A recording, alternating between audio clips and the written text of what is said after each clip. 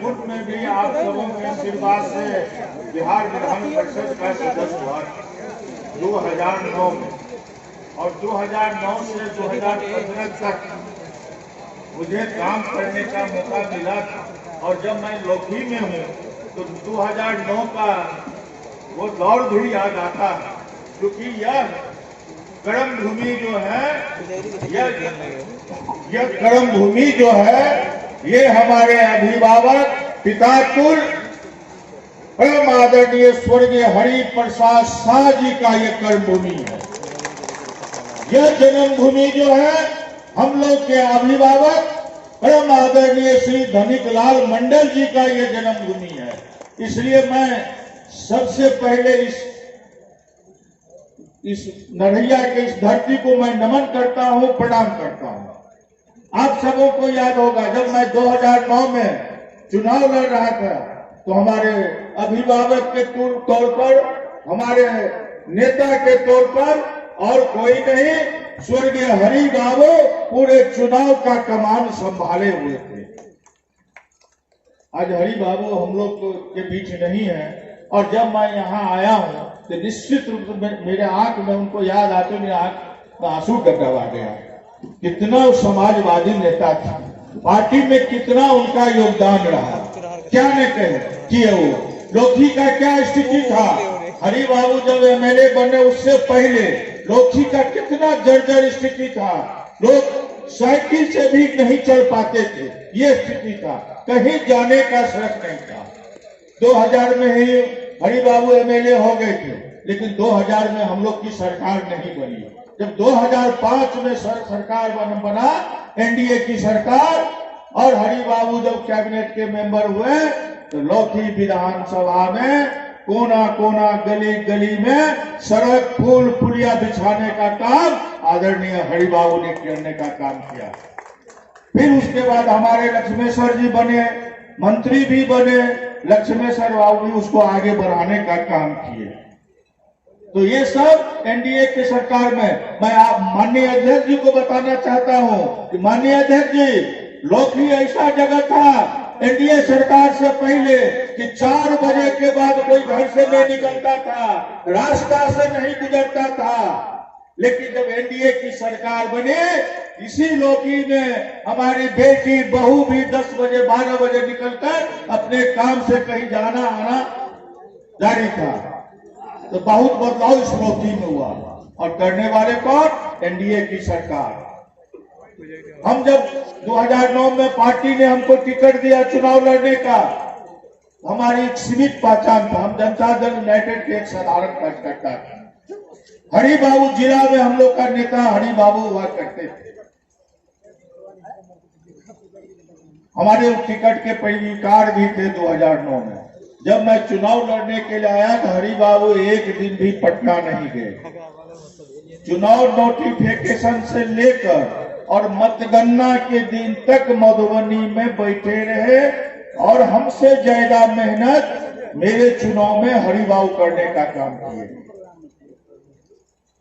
लेकिन वो समाजवाद, अब क्या स्थिति है? अब जब मैं 2022 में एनडीए का प्रत्याशी बनकर आया हूं, आदरणीय नरेंद्र भाई मोदी जी का, आदरणीय नीतीश कुमार जी का, आदरणीय मांझी जी का, आदरणीय पारस जी का, तो एक आदमी निकल पड़े कि नहीं, मैं ही चुनाव लड़ूंगा, मैं बागी होकर लड़ूंगा। नाम बताने की जरूरत नहीं है। 6 साल आप सबों ने उनको मौका दिया, आप सबों को हमसे भी हिसाब लेना चाहिए। आज जो निकले हैं नरेंद्र भाई मोदी जी और नीतीश कुमार जी को लड़काने के लिए, उनसे हिसाब मांगना चाहिए। हिसाब में क्या दे रहे हैं? सन पापड़ी का पैकेट। ऐसे लोगों से सावधान आना। 6 साल में यहाँ बहुत सारे जनप्रतिनिधि हैं, 6 साल में एक भी कोई व्यक्ति बता दे एक छोटा सा भी काम आप सबों के लिए क्या है। मुझे भी मौका मिला था 9 से 15 तक, मुझे कहने का जरूरत नहीं है। हमको लगता है मेरे कार्यकाल में कितना काम हुआ है आप सबों को मालूम होगा। हमने काम किया है कि नहीं किया है, आप ही सब बता दें। काम किए हैं कि नहीं किए हम 9 से 15 तक देख ले अपना बड़ गाड़ी लगा। मेरा कोई व्यापार बिजनेस नहीं है। हम 365 दिन 24 घंटा आप सबों के साथ मिलकर काम किए हैं और हर एक तरह किए हैं। प्रखंड कार्यालय में चाहे हमारे जनप्रतिनिधि के मान सम्मान के बात हो या उनके मानदेय लागू करवाने का बात हो, माननीय वार्ड सदस्य हो कि पंचायत समिति के सदस्य हो कि मुखिया जी हो कि जिला परिषद के सदस्य हो। एक और उम्मीदवार है, बड़ी चिल्ला चिल्ला कर कहते फिर रहे हैं हमने इतना वोट से जिला परिषद का अध्यक्ष बनवा लिया।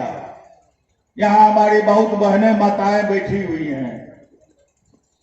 2006 में यदि 50% महिलाओं को आरक्षण एनडीए सरकार नहीं दिया रहता तो क्या मधुबनी का जिला परिषद का जो अभी चेयरमैन है वो चेयरमैन बन पाती? ये किनका देन है? एनडीए सरकार नीतीश कुमार जी के कृपा से आज आप जिला परिषद की चेयरमैन है। आप कहती फिर रही है कि भाई सुई से लेकर हिमालय तक का कोई काम हो तो मेरे पास आइए। अब हिमालय पर क्या काम होता है उन्हीं से पूछिएगा।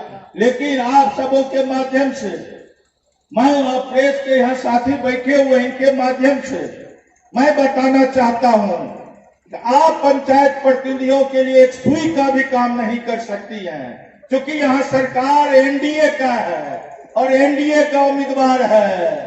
जो भी काम होगा जरूरत होगा वो काम मैं करूंगा, दूसरे से नहीं हो सकता है। एनडीए के लोग ही करेंगे, चाहे वो विनोद सिंह करें कि लक्ष्मेश्वर राय जी करें कि आदरणीय शीला मंडल जी करें, सारे एनडीए के लोग ही करेंगे। आप ही सब बता दीजिए, 5 साल के बाद आप सबको भी चुनाव लड़ने के लिए जाना है। जनता आपसे भी हिसाब पूछेगी। आज तो हम गर्व से कहते हैं भाई हम 6 साल आपने समय दिया तो हम हमसे हिसाब मांगिए। आपसे भी पूछने का काम करेगा, आपको भी करना। कहां से वार्ड का विकास कीजिएगा? जमीन बेच के तो करना नहीं है। तो वार्ड का विकास होगा सरकार के सहयोग से, पंचायत का विकास होगा सरकार के सहयोग से, और उस सहयोग में हम करें। ये तो नहीं है कि हम एमएलसी हो जाएंगे तो हमको पावर है तो हम ये कर देंगे वो कर देंगे। लेकिन इतना दावा है कि हमारी सरकार है, हम बनेंगे तो निश्चित रूप से तेज गति से वार्ड का विकास होगा, पंचायत का विकास होगा, जिला का विकास होगा। और इतना विकास आप सब करेंगे कि अगले बार आप सब भी चुनाव में जाएंगे वोट मांगने के लिए तो कहीं कोई दिक्कत नहीं होगी। एक एक व्यक्ति आप लोग को भी वोट करेगा। मैं क्या उदाहरण दूंगा तो काफी समय लगेगा, माननीय अध्यक्ष जी को जाना है। 2 चीज बता देना चाहता हूँ। एक, सरकार ने फैसला लिया है कि हर एक वार्ड सदस्य को 5,000 रुपया प्रत्येक माह मिलेगा। वो मिलेगा जल नल के मेंटेनेंस के लिए। किसी का घर का जल नल खराब हो गया, थोड़ा मोड़ा मरम्मती का काम है तो वो आप मरम्मती कराएंगे तो घर के लोग, वो परिवार के लोग आपसे ओबलाइज रहेंगे, आगे भी वोट देंगे। उसके बाद हमारी सरकार ने फैसला लिया है हर एक गांव में स्ट्रीट लाइट लगाने का। पूरा गांव जगमग होगा शहर के तरह, और वो भी स्ट्रीट लाइट वार्ड सदस्य के अनुशंसा से मुखिया जी लगवाएंगे। तो कितना विकास। इसके अलावा हमारे मन में भी है, संज्ञान में भी है, और आज हमारे प्रदेश माननीय प्रदेश अध्यक्ष जी बैठे हुए हैं, जो कि सरकार और हम लोग के बीच कड़ी का काम माननीय प्रदेश अध्यक्ष जी करेंगे। तो मैं प्रदेश अध्यक्ष जी के सामने एक ही बात कहना चाहता हूं, जब मैं चुनाव जीत कर जाऊंगा तो सबसे पहला काम जो मानदेय हमने बढ़वाया था उसके बाद नहीं बढ़ पाया, दूसरे से नहीं हो पाया, जब मैं जीत कर जाऊंगा तो पहला काम मेरा रहेगा कि आप सबों का सम्मानजनक मानदेय हो, इसके लिए प्रयास करूंगा। उसके अलावा आपके वार्ड में, पंचायत में विकास के लिए किसी विभाग से किसी तरह का जो भी जरूरत होगा मैं करूंगा। ज्यादा समय नहीं लेते हुए मैं आप सबों से आग्रह निवेदन करता हूं कि 4 अप्रैल को सुबह सुबह बूथ पर जाकर पहला क्रमांक पर मेरा नाम है, प्रथम वरीयता का वोट देकर मुझे आशीर्वाद देने का काम करे। इन्हीं चंद शब्दों के साथ आप सबों से पुनः एक बार आशीर्वाद मांगते हुए, और मैं कहता हूं दोनों हाथ उठाकर मुझे आशीर्वाद दे दीजिए। आप सबों को प्रणाम। जय हिंद, जय एनडीए। बहुत